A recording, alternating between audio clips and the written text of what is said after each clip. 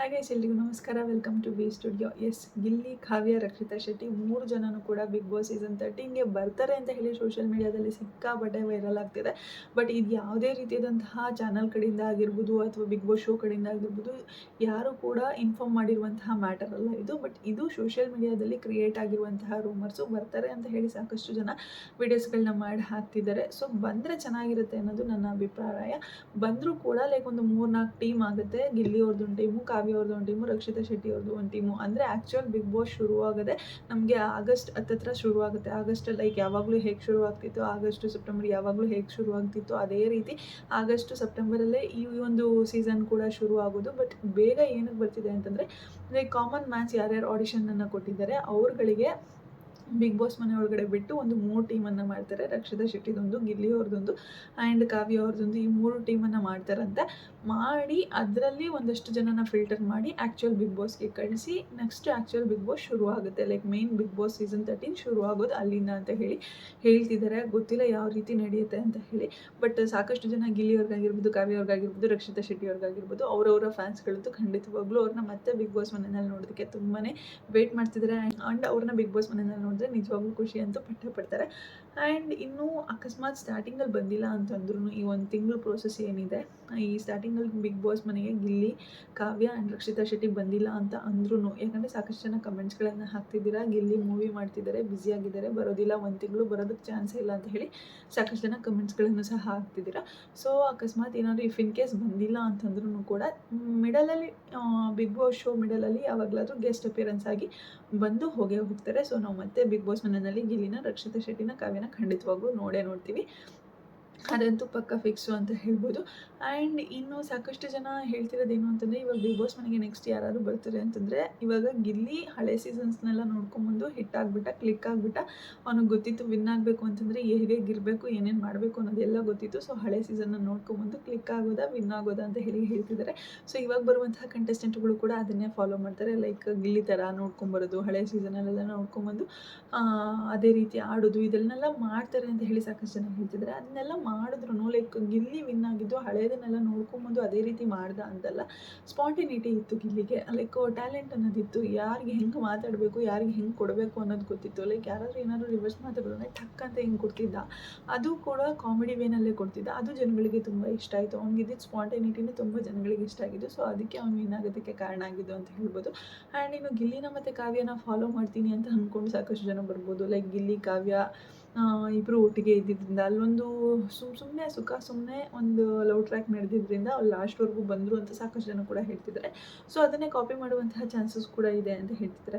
But Gilli, ಕಾವ್ಯನ copy ಮಾಡಿ ನಾವು ಅದೇ ರೀತಿ ಆಡ್ತೀವಿ ಅಂತ ಹೋಗಿ, ನಾವು ಗಿಲ್ಲಿ, ಕಾವ್ಯ ಥರ ಇರ್ತೀವಿ ಅಂತ ಹೋಗಿ ಯಾರಾದರೂ ಅದನ್ನು ಕಾಪಿ ಮಾಡಿದ್ರು ಅಂತಂದರೆ, ಇವಾಗಿನ ಜನ್ರೇಷನವರು ಬಿಗ್ ಬಾಸ್ನ ನೋಡ್ತಿದ್ದಾರಲ್ಲ, ಅವ್ರು ಯಾರು ಕೂಡ ದಡ್ಡರಲ್ಲ. ಖಂಡಿತವಾಗ್ಲೂ ಆ ಒಂದು ಐಡಿಯಾ ಕ್ಲಿಕ್ ಆಗೋದಿಲ್ಲ. ಲೈಕ್ ನ್ಯಾಚುರಲಾಗಿ ಏನಾದರೂ ನಿಮಗೆ ಎಮೋಷನ್ಸ್ ಬಂತು, ಫೀಲಿಂಗ್ಸ್ ಆಯಿತು ಅನ್ನೋಂಗಿದ್ರೆ ಅದು ಪರವಾಗಿಲ್ಲ. ಬಟ್ ನಾವು ಅವ್ರ ಥರ ಲವ್ ಕಂಟೆಂಟ್ ಕೊಡಬೇಕು ಅಂತ ಹೇಳಿ ನಾವು ಬಿಗ್ ಬಾಸ್ ಮನೆಯಲ್ಲಿ ಲವ್ ಕಂಟೆಂಟ್ ಕೊಟ್ಟರೆ ಉಳ್ಕೋತೀವಿ ಅಂತ ಹೇಳಿ ಜಸ್ಟ್ ಆ ಒಂದು ಬೇಸಿಸ್ ಮೇಲೆ ಕಂಟೆಂಟನ್ನು ಕೊಡೋಕ್ಕೆ ಹೋದರೆ ಅದು ಖಂಡಿತವಾಗ್ಲೂ ಜನಗಳಿಗೆ ಗೊತ್ತಾಗುತ್ತೆ. ಜನಗಳಿಗೆ ಅದು ಗೊತ್ತಾಯಿತು ಅಂದರೆ ಆಬ್ವಿಯಸ್ಲಿ ನಿಮಗೆ ಅದು ವೋಟಿಂಗ್ಸ್ ಅನ್ನೋದು ಬರೋದಿಲ್ಲ. ವೋಟಿಂಗ್ಸ್ ಬಂದಿಲ್ಲ ಅಂತಂದರೆ ಖಂಡಿತವಾಗ್ಲೂ ನೀವು ಬಿಗ್ ಬಾಸ್ ಮನೆಯಿಂದ ಆದಷ್ಟು ಬೇಗ ಆಚೆ ಬರಬೇಕಾಗುತ್ತೆ. ಸೊ ಈ ರೀತಿ ನಾನು ಅವ್ರನ್ನ ಕಾಪಿ ಮಾಡ್ತೀನಿ, ಇವ್ರನ್ನ ಕಾಪಿ ಮಾಡ್ತೀನಿ ಅಂತ ಹೇಳಿ ಜಸ್ಟ್ ಪ್ರಿಪೇರ್ ಆಗಿ. ಸುದೀಪ್ ಸರ್ ಹೇಳಿದ್ರಲ್ಲ, ಪ್ರಿಪ್ರೇಷನ್ ಈಸ್ ನಾಟ್ ರಾಂಗ್ ಅಂತ ಹೇಳಿ. ಲೈಕ್ ಹಳೆ ಸೀಸನ್ನ ನೋಡಿಕೊಂಡು ಹೆಂಗೆ ಹಾಡಬೇಕು, ಯಾವ್ಯಾವ ಸಿಚುವೇಶನ್ನ ಹೇಗೆ ಫೇಸ್ ಮಾಡಬೇಕು ಅಂತ ಹೇಳಿ ಜಸ್ಟ್ ಪ್ರಿಪೇರ್ ಹಾಗೆ ಅಷ್ಟೇ. ಬಟ್ ಅದನ್ನು ಬಿಟ್ಟು ನಾನು ಇವ್ರನ್ನೇ ಕಾಪಿ ಮಾಡ್ತೀನಿ, ಗೆದ್ದಿರೋ ಎಲ್ಲ ಕಂಟೆಸ್ಟೆಂಟ್ನು ನಾನು ಕಾಪಿ ಮಾಡ್ಕೊಂಡು ಹೋಗಿ ಅವ್ರ ರೀತಿಯೇ ಆಡ್ತೀನಿ. ಒಂದು ಸೀಸನಲ್ಲಿ ಹನುಮಂತು ಗೆದ್ದರು, ಹನುಮಂತು ಥರ ಸಿಂಪಲ್ ಆಗಿರ್ತೀನಿ. ಗಿಲ್ಲಿ ಗೆದ್ದರು, ಗಿಲ್ಲಿ ಥರ ಕಾಮಿಡಿ ಮಾಡ್ಕೊಂಡು ಇರ್ತೀನಿ.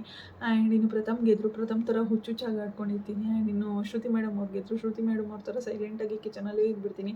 ಈ ರೀತಿ ಎಲ್ಲ ಲೈಕ್ ಏನೋ ತಲೆನಲ್ಲಿ ಇಟ್ಕೊಂಡು ವಿನ್ನಿಂಗ್ ಕಂಟೆಸ್ಟೆಂಟ್ನ ನೋಡಿಕೊಂಡು ಅವರ ಕ್ಯಾರೆಕ್ಟರ್ನ ಕಾಪಿ ಮಾಡ್ಕೊಂಡು ಹೋಗಿ ಅಲ್ಲಿ ಪೇಸ್ಟ್ ಮಾಡಿಬಿಡಿ. ನಿಮ್ಮದೇ ಆದಂತಹ ಸ್ವಂತಿಕೆ ಅನ್ನೋದಿರಲಿ. ಅದು ಜನಗಳಿಗೆ ನ್ಯಾಚುರಲ್ ಅನಿಸ್ಬೇಕು. ನ್ಯಾಚುರಲಾಗಿ ಅನಿಸಿ ಅದು ಇಷ್ಟ ಆದಾಗ ಮಾತ್ರ ಜನಗಳು ನಿಮಗೆ ಮನಸಾರೆ ನಿಮ್ಮನ್ನು ಒಪ್ಪಿ ನಿಮಗೆ ವೋಟ್ ಆಗೋದಕ್ಕೆ ಸಾಧ್ಯ.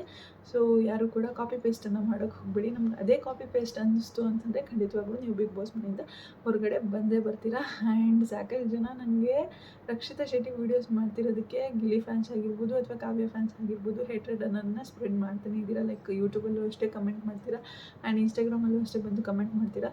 ಒಬ್ಬ ವ್ಯಕ್ತಿ ಕುಮಾರ್ ಅನ್ನುವಂತಹ ವ್ಯಕ್ತಿ ಒಂದಷ್ಟು ದಿನಗಳ ಹಿಂದೆ ಯಾವ ರೀತಿ ಕಮೆಂಟ್ ಮಾಡ್ತಿದ್ರು ಅಂದರೆ, ರಕ್ಷಿತಾ ಶೆಟ್ಟಿ ಬಗ್ಗೆ ನಾನು ಏನೇ ವೀಡಿಯೋಸ್ಗಳನ್ನ ಹಾಕಿದ್ರು ಬಂದು ಲೈಕ್ ನೆಗೆಟಿವ್ ಆಗಿ ಕಮೆಂಟ್ಸನ್ನು ಹಾಕ್ತಿದ್ರು. ಬಟ್ ಅವ್ರು ಮಿತಿ ಮೀರಿ ಕಮೆಂಟನ್ನು ಹಾಕಿದಾಗ ನಾನು ವೀಡಿಯೋದಲ್ಲಿ ಅವ್ರು ಈ ರೀತಿ ಕಮೆಂಟ್ ಮಾಡ್ತಿದ್ದಾರೆ ಅಂತ ಹೇಳಿ ವೀಡಿಯೋ ಮಾಡಿ ಹಾಕಿದೆ.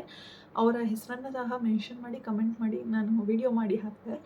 ಹೆಸರನ್ನ ಮೆನ್ಷನ್ ಮಾಡಿ ವೀಡಿಯೋ ಮಾಡಿ ಹಾಕಿದ್ಮೇಲೆ ಅದೇ ವ್ಯಕ್ತಿ ಬಂದು ನನಗೆ ಇನ್ನೊಂದು ವೀಡಿಯೋಗೆ ಕಮೆಂಟ್ ಮಾಡ್ತಾರೆ. ನಂದು ಫೋನ್ ಕಳೆದೋಗ್ಬಿಟ್ಟಿತ್ತು, 1 ಇಯರ್ ಆಯಿತು ಫೋನ್ ಕಳೆದೋಗಿ. ಸೊ ಯಾರೋ ನನ್ನ ಫೋನ್ನ ಎತ್ಕೊಂಡು ಮಿಸ್ಯೂಸ್ ಮಾಡ್ಕೊಂಡಿದ್ದಾರೆ. ಮಿಸ್ಯೂಸ್ ಮಾಡ್ಕೊಂಡು ಈ ರೀತಿ ಕಮೆಂಟ್ ಮಾಡಿದ್ದಾರೆ. ನಾನು ಅದನ್ನು ಮಾಡಿಲ್ಲ ಅಂತ ಹೇಳಿ ಕಮೆಂಟನ್ನು ಹಾಕಿದರು. ಸರಿ ಓಕೆ ಆಯಿತು, ಪಾಪ ಅವ್ರ ಫೋನ್ ಕಳೆದೋಗಿತ್ತನೋ, ನಿಜವಾಗ್ಲೂ ಫೋನ್ ಕಳೆದೋಗಿತ್ತನೋ, ನಾನೇ ತಪ್ಪು ಮಾಡಿಬಿಟ್ನೋ, ಅವ್ರ ಬಗ್ಗೆ ವೀಡಿಯೋದಲ್ಲಿ ಮಾತಾಡಿ ನಾನೇ ತಪ್ಪು ಮಾಡಿಬಿಟ್ನೋ ಅಂತ ಅಂದ್ಕೊಂಡು ಇನ್ನೊಂದು ವೀಡಿಯೋದಲ್ಲಿ ಕ್ಲಾರಿಟಿಯನ್ನು ಕೊಟ್ಟೆ. ಈ ರೀತಿ ಅವ್ರಿಗೆ ಫೋನ್ ಕಳೆದೋಗಿತ್ತಂತೆ, ಪಾಪ ಅವ್ರ ಫೋನ್ನ ಎತ್ಕೊಂಡು ಯಾರೋ ಮಿಸ್ಯೂಸ್ ಮಾಡ್ಕೊಂಡಿದ್ದಾರೆ, ಐ ಆಮ್ ಸಾರಿ ಅಂತಲೇ ಹೇಳಿ ಕುಮಾರ್ ಅವ್ರಿಗೆ ಸಾರಿ ಕೇಳಿದ್ದೀನಿ ವೀಡಿಯೋ ಮಾಡಿಬಿಟ್ಟು ನಾನು. ಬಟ್ ಇವಾಗ ಅದೇ ಅಕೌಂಟಿಂದ ನನಗೆ ಮತ್ತೆ ಅದೇ ರೀತಿ ನೆಗೆಟಿವ್ ಕಮೆಂಟ್ಗಳು ಬರ್ತಿದೆ. ನೀನು PR ಕೆಲಸ ಮಾಡ್ತಿದ್ಯಾ, ನೀನು ಗಿಲ್ಲಿ ಬಗ್ಗೆ ನೆಗೆಟಿವ್ ಮಾತಾಡಿದ್ಯಾ. ನಾನು ಗಿಲ್ಲಿ ಬಗ್ಗೆ ನೆಗೆಟಿವ್ ಆಗಿ ಯಾವ ವಿಡಿಯೋದಲ್ಲೂ ಮಾತಾಡಿಲ್ಲ. ಅದೇನು ಸ್ಕ್ರೀನ್ಶಾಟ್ಸ್ ಎಲ್ಲ ಇಟ್ಕೊಂಡಿದ್ದಾರಂತೆ, ಇಟ್ಕೊಳ್ಳಿ ಪರವಾಗಿಲ್ಲ. ಅದನ್ನ ಇಟ್ಕೊಂಡು ಅದು ಏನು ಮಾಡ್ತಾರೋ ಗೊತ್ತಿಲ್ಲ. ಯಾವುದಾದ್ರು ಕೋರ್ಟಲ್ಲಿ ಕೇಸ್ ಹಾಕೋಕೆ ಹೋಗ್ತಾರೋ ಅದು ಕೂಡ ಗೊತ್ತಿಲ್ಲ.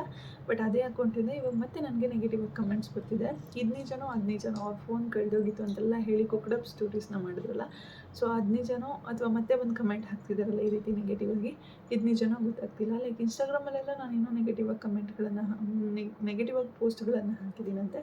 ನನಗೆ ಗೊತ್ತಿಲ್ಲ ನಾನು ಯಾವ ರೀತಿ ನೆಗೆಟಿವ್ ಆಗಿ ಪೋಸ್ಟ್ ಹಾಕಿದ್ದೀನಿ ಅಂತ ಹೇಳಿ. ಗಿಲ್ಲಿ ಲೈಕ್ ಬುಲ್ಲಿ ಅನ್ನಂಗೇನೋ ಏನೇನೋ ಹಾಕಿದ್ದೀರಾ, ನನ್ನ ಹತ್ರ ಸ್ಕ್ರೀನ್ಶಾಟ್ಸ್ ಇದೆ ಅಂತೆಲ್ಲ ಕಮೆಂಟ್ ಹಾಕಿದ್ದಾರೆ. ನಾನು ಆ ಥರ ಎಲ್ಲ ವೀಡಿಯೋಸ್ಗಳನ್ನ ಹಾಕಿಲ್ಲ. ಬೇಕಾದ್ರೆ ಹೋಗಿ ನೀವು ಕೂಡ ಚೆಕ್ ಮಾಡ್ಕೋಬೋದು. ಆ್ಯಂಡ್ ಎಸ್, ರಕ್ಷಿತಾ ಶೆಟ್ಟಿಗೆ ನಾನು ಅವತ್ತು ಸಪೋರ್ಟ್ ಮಾಡ್ತಿದ್ದೆ, ಇವತ್ತು ಸಪೋರ್ಟ್ ಮಾಡ್ತಿದ್ದೀನಿ, ಆ್ಯಂಡ್ ಇನ್ನು ಮುಂದೆನೂ ಸಪೋರ್ಟ್ ಮಾಡ್ತೀನಿ. ಆ್ಯಂಡ್ ಗಿಲ್ಲಿ ಕಾವ್ಯ ಅವರ ಕಂಟೆಂಟ್ ಬೇಕು ಅಂತ ಹೇಳಿದ್ರೆ ಕಮೆಂಟ್ ಸೆಕ್ಷನಲ್ಲಿ ತಿಳಿಸಿ, ನಾನು ಅವ್ರ ಬಗ್ಗೆನೂ ಬೇಕಾದ್ರೆ ವೀಡಿಯೋಸ್ಗಳನ್ನ ಮಾಡಿ ಹಾಕ್ತೀನಿ. ಜಸ್ಟ್ ರಕ್ಷಿತಾ ಶೆಟ್ಟಿ ರಕ್ಷಿತಾ ಶೆಟ್ಟಿ ನನಗೆ ಇಷ್ಟ ಆದ್ದು ಅಂತ ಹೇಳಿ ರಕ್ಷಿತಾ ಶೆಟ್ಟಿ ಬಗ್ಗೆ ವೀಡಿಯೋಸ್ ಮಾಡಿ ಹಾಕಿದ ತಕ್ಷಣ ಅವ್ರು PR ಅಂತ ಹೇಳ್ತಿಲ್ಲ. ಗಿಲ್ಲಿ ಬಗ್ಗೆ ಆ್ಯಂಡ್ ಕಾವ್ಯ ಬಗ್ಗೆ ವೀಡಿಯೋಸ್ ಬೇಕು ಅಂತ ತಿಳಿಸಿ, ಅವ್ರಿಗೂ ಸಹ PR ಕೆಲಸ ಫ್ರೀಯಾಗಿ ಮಾಡಿಕೊಡ್ತೀನಿ, ಓಕೆನಾ ಅಂತ ಹೇಳ್ತಾ, ನಿಮ್ಮ ಲೈಕ್ ಆಡಿಯನ್ಸ್ಗೆ ಏನು ಇಷ್ಟ ಆಗುತ್ತೋ ಅದನ್ನು ಲೈಕ್ ಆಡಿಯನ್ಸ್ಗೆ ಏನು ಇಷ್ಟ ಆಗುತ್ತೋ ಅದ್ರ ಬಗ್ಗೆ ವೀಡಿಯೋಸ್ ಮಾಡಿ ಹಾಕೋಕ್ಕೆ ನನಗೂ ಸಹ ಇಂಟ್ರೆಸ್ಟ್ ಬರೋದು. ನನ್ನ ಚಾನಲಲ್ಲಿ ರಕ್ಷಿತಾ ಶೆಟ್ಟಿ ವೀಡಿಯೋಸ್ನ ತುಂಬ ಜನ ನೋಡ್ತಾರೆ, ತುಂಬ ಜನ ರಕ್ಷಿತಾ ಶೆಟ್ಟಿ ಬಗ್ಗೆ ಮಾತಾಡೋದನ್ನ ಕೇಳೋದಕ್ಕೆ ಕಾಯ್ತಿರ್ತಾರೆ. ಸೊ ಅದಕ್ಕೋಸ್ಕರ ರಕ್ಷಿತಾ ಶೆಟ್ಟಿ ಬಗ್ಗೆ ವೀಡಿಯೋಸ್ಗಳನ್ನ ಮಾಡಿ ಹಾಕ್ತಿರ್ತೀನಿ. ಆ್ಯಂಡ್ ನಿಮ್ಗೇನಾದರೂ ಗಿಲ್ಲಿ ಬಗ್ಗೆ ಕಾವ್ಯ ಬಗ್ಗೆ ವೀಡಿಯೋಸ್ಗಳು ಬೇಕು ಅಂತ ಅನಿಸಿದ್ರೆ, ಅವರು ಪ್ರೆಸೆಂಟ್ ಸಿಚುವೇಶನ್ಸ್ ಹೇಗಿದೆ, ಅವ್ರು ಏನೇನು ಮಾಡ್ತಿದ್ದಾರೆ, ಯಾವ್ಯಾವ ಪ್ರಾಜೆಕ್ಟ್ಸ್ ಮಾಡ್ತಿದ್ದಾರೆ ಅನ್ನೋದ್ರ ಬಗ್ಗೆ ತಿಳ್ಕೊಬೇಕು ಅಂತ ಹೇಳಿ ನಿಮಗೂ ಕೂಡ ಇಂಟ್ರೆಸ್ಟ್ ಇದ್ದರೆ ಲೈಕ್ ಕಮೆಂಟ್ ಸೆಕ್ಷನಲ್ಲಿ ತಿಳಿಸಿ, ಮೇಡಮ್ ಗಿಲ್ಲಿ ಏನು ಮಾಡ್ತಿದ್ದಾರೆ ಅದ್ರ ಬಗ್ಗೆ ಹೇಳಿ, ಕಾವ್ಯ ಏನು ಮಾಡ್ತಿದ್ದಾರೆ ಅದ್ರ ಬಗ್ಗೆ ಹೇಳಿ, ಅಥವಾ ಬೇರೆ ಯಾವ್ದಾದ್ರು ಕಂಟೆಸ್ಟೆಂಟ್ ಬಗ್ಗೆ ತಿಳ್ಕೊಳ್ಳೋಕೆ ಆಸಕ್ತಿ ಇತ್ತು ಅಂತಂದರೆ ಅದನ್ನು ಸಹ ಕಮೆಂಟ್ ಸೆಕ್ಷನಲ್ಲಿ ತಿಳಿಸಿ, ಅವ್ರ ಬಗ್ಗೆಯೂ ಸಹ ನಾನು ವೀಡಿಯೋ ಮಾಡಿ ಹಾಕ್ತೀನಿ. ಬಟ್ ನೀವುಗಳು ವೀಡಿಯೋಸ್ನ ನೋಡ್ತೀರಾ, ಜಸ್ಟ್ ಅವ್ರ ಬಗ್ಗೆ ಮಾತಾಡಿದ್ದೀರಾ, ಇವ್ರ ಬಗ್ಗೆ ಮಾತಾಡಿದ್ದೀರಾ, ನೀವು ಅವ್ರಿಗೆ PR ಕೆಲಸ ಮಾಡ್ತಿದ್ದೀರಾ ಅಂತ ಹೇಳಿ ಜಸ್ಟ್ ಕಮೆಂಟ್ ಮಾಡ್ತೀರಾ ಅಷ್ಟೇ. ಕಮೆಂಟ್ ಮಾಡೋರಿಗೆ ಏನೂ ಹೇಳೋದಿಲ್ಲ, ಜಸ್ಟ್ ನಿಮ್ಮ ಇಷ್ಟ, ನಿಮಗೆ ಹೇಗೆ ಬೇಕೋ ಕಮೆಂಟ್ ಮಾಡ್ಕೊಂಡು ಹೋಗಿ. ಇಷ್ಟು ದಿವಸ ನೆಗೆಟಿವ್ ಕಮೆಂಟ್ಸ್ಗಳಿಗೆ ರಿಪ್ಲೈ ಆದರೂ ಕೊಡ್ತಿದ್ದೆ, ಇನ್ಮೇಲೆ ರಿಪ್ಲೈಯೂ ಕೊಡೋಲ್ಲ, ಜಸ್ಟ್ ಲಾಕ್ ಮಾಡ್ಕೊಂಡು ಇಟ್ಬಿಡ್ತೀನಿ ಅಷ್ಟೇ. ನಿಮ್ಮ ಇಷ್ಟ, ನಿಮ್ಗೆ ಏನು ಕಮೆಂಟ್ ಮಾಡಬೇಕು ಅಂತ ಅನಿಸುತ್ತೋ ಕಮೆಂಟ್ ಮಾಡಿ. ಒಂದು ಸೋಷಿಯಲ್ ಮೀಡಿಯಾ ಪ್ಲ್ಯಾಟ್ಫಾರ್ಮಲ್ಲಿ ಇದ್ದೀವಿ ಅಂತಂದರೆ ಪಾಸಿಟಿವ್ ಕಮೆಂಟ್ಸ್ ಬರುತ್ತೆ, ನೆಗೆಟಿವ್ ಕಮೆಂಟ್ಸ್ ಬರುತ್ತೆ. ಸೊ ಎರಡನ್ನೂ ತೊಗೊಳೋದಕ್ಕೆ ರೆಡಿ ಆಗಿರಬೇಕು. I am ready to take both also. Like positive comment ತೊಗೊಳೋಕ್ಕೂ ರೆಡಿಯಾಗಿದ್ದೀನಿ, ನೆಗೆಟಿವ್ ಕಮೆಂಟ್ಸ್ ತೊಗೊಳೋದಕ್ಕೂ ರೆಡಿಯಾಗಿದ್ದೀನಿ. ಏನಾದರೂ ಕಮೆಂಟ್ಸ್ ಮಾಡ್ಕೊಳ್ಳಿ, I don't care and I don't mind ಅಂತ ಹೇಳ್ತಾ ಇವತ್ತಿನ ವಿಡಿಯೋನ ಇಲ್ಲಿಗೆ ಎಂಡ್ ಮಾಡ್ತಾ ಇದ್ದೀನಿ. ಯಾರಿಗೆಲ್ಲ ವಿಡಿಯೋ ಇಷ್ಟ ಆಯಿತು ಪ್ಲೀಸ್ ಲೈಕ್ ಮಾಡಿ, ಶೇರ್ ಮಾಡಿ, ಕಮೆಂಟ್ ಮಾಡಿ. ಯಾರೆಲ್ಲ ಇನ್ನೂ ನನ್ನ ಚಾನಲ್ಗೆ ಸಬ್ಸ್ಕ್ರೈಬ್ ಮಾಡ್ತಿರೋ ವಿಡಿಯೋನ ನೋಡಿದ್ರು ಪ್ಲೀಸ್ ಬೇಗ ಸಬ್ಸ್ಕ್ರೈಬ್ ಮಾಡ್ಕೊಳ್ಳಿ. Thank you so much, love you, take care, bye.